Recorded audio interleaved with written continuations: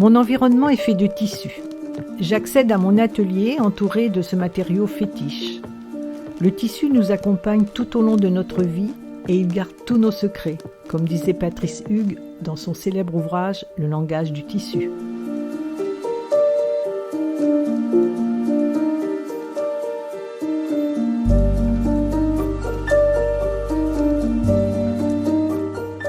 Petite, je préférais les magasins de tissus aux magasins de jouets. Ce n'est pas un hasard si l'objet transitionnel est presque toujours fait de tissu, de fourrure, de matière douce et chaude à caresser.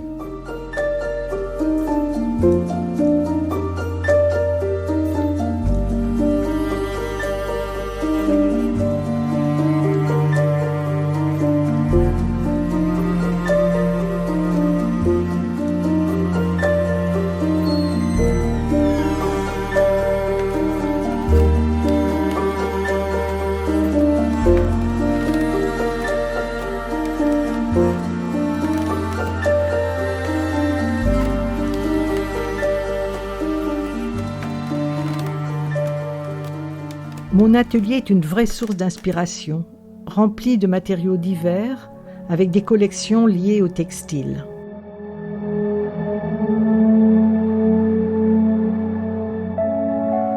Une phrase de Braque qui dit « J'aime la règle qui corrige l'émotion, j'aime l'émotion qui corrige la règle » m'a tellement touchée que j'en ai fait ma maxime. Je pense que tout mon travail s'appuie sur ces deux aspects contradictoires et pourtant si complémentaires, force et puissance, légèreté et féminité.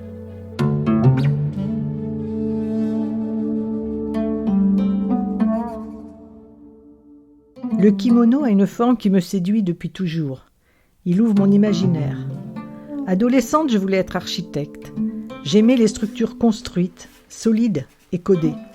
Et j'étais en même temps tellement attirée par les tissus, par la soie particulièrement, la beauté et la poésie des motifs japonais, que le kimono s'est naturellement imposé à moi.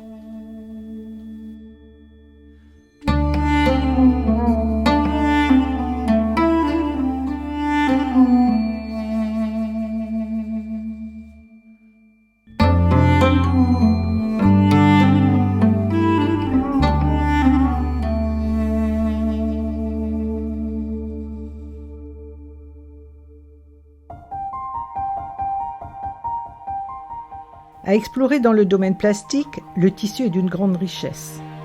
Malléable, il passe du plat au volume, se plie, se plisse, prend forme. C'est une question de rencontre et de dialogue.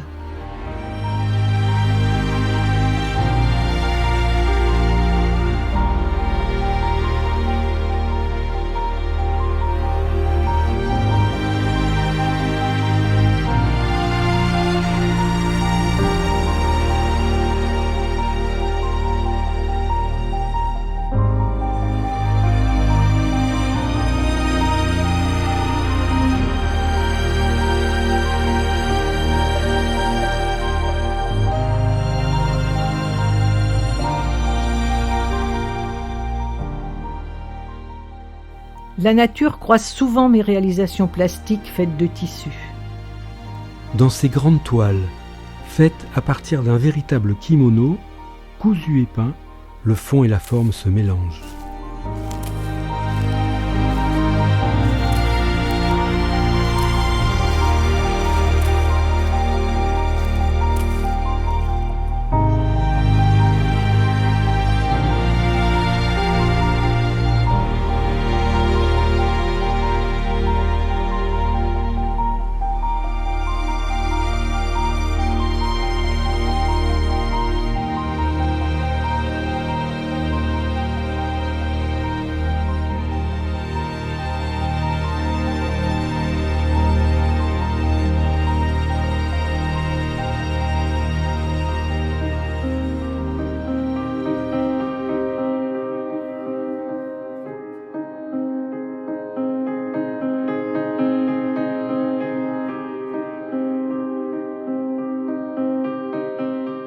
Cette installation, faite de fils et d'un objet matérialisant une navette habillée de drap ancien, apporte poésie et légèreté.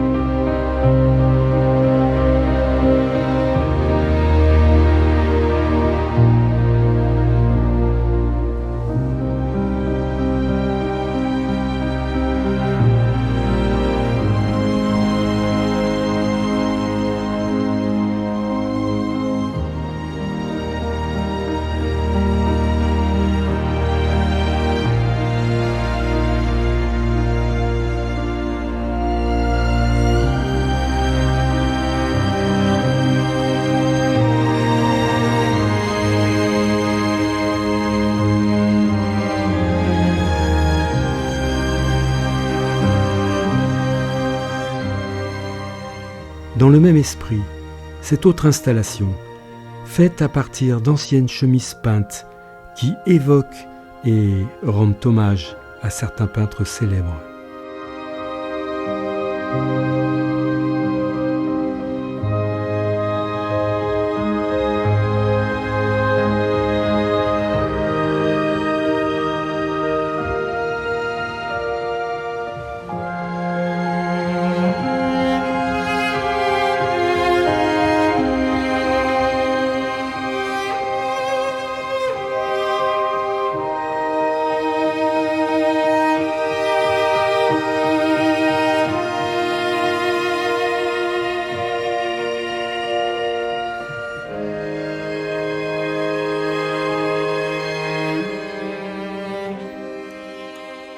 Ce support fait d'un tissu japonais très ancien me parle et m'a donné envie de le faire renaître en lui appliquant des origamis de soie et des incrustations de formes arborescentes.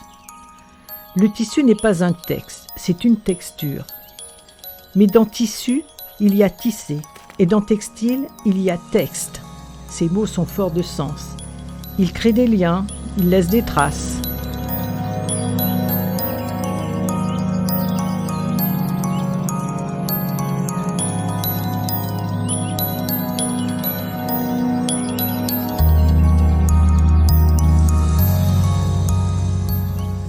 Le tissu reste présent dans mon imaginaire, quel que soit le matériau que je travaille.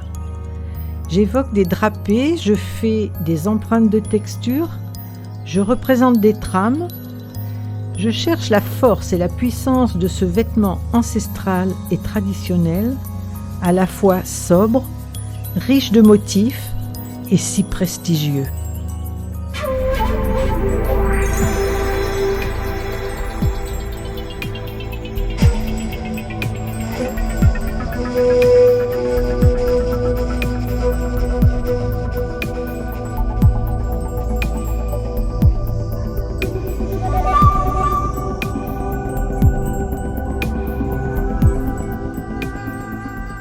La douceur du tissu croise parfois la rigidité du métal et la complexité technique pour mieux suggérer les formes de dentelle de mes sculptures monumentales. L'eau, le feu, l'air et la terre ne font qu'un. J'aime quand ces quatre éléments se rejoignent.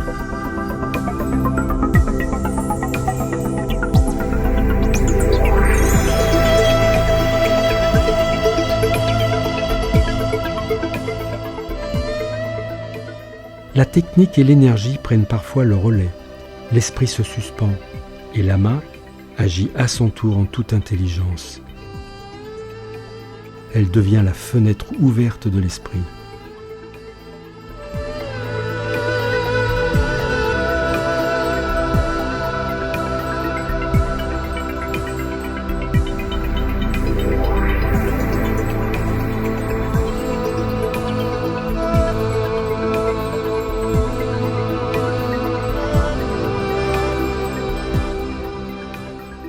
La forme du kimono est devenue pour moi comme un motif. Du volume au plan, je l'adapte à mes aspirations. On pourrait parler de pratique sérielle, mais cette démarche n'a rien d'original.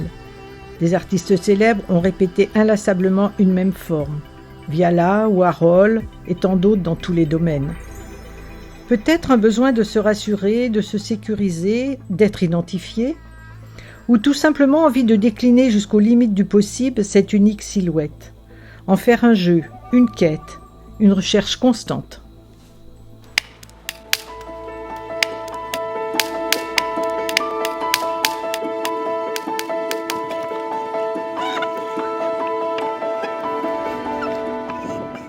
Dans l'argile, toujours cette envie de matérialiser les textures et les dentelles.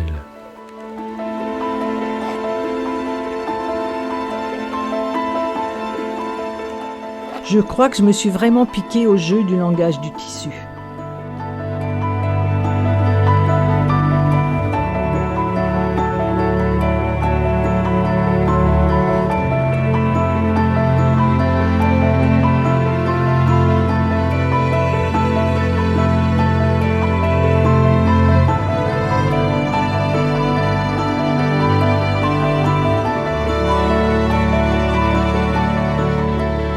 Dans ma pratique, j'allie toujours 3 aspects indissociables à mon sens.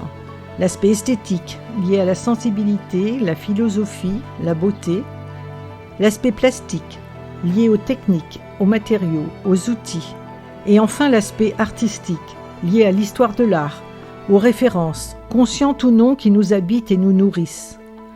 Ces 3 aspects ne sont pas indépendants, mais sont imbriqués les uns dans les autres.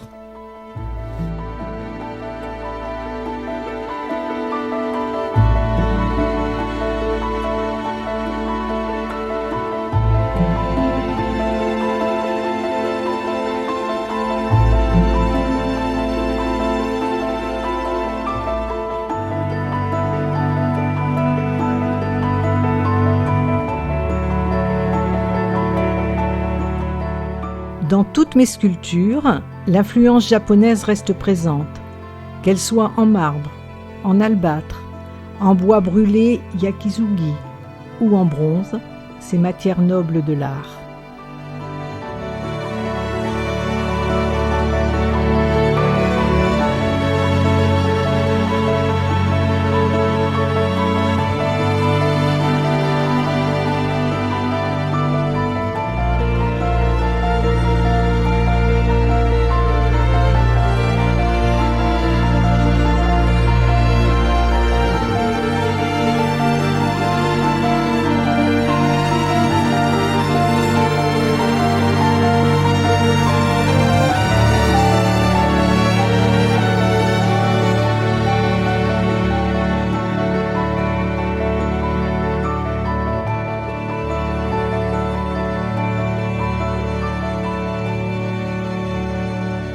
On est toujours les héritiers d'une histoire, d'une tradition.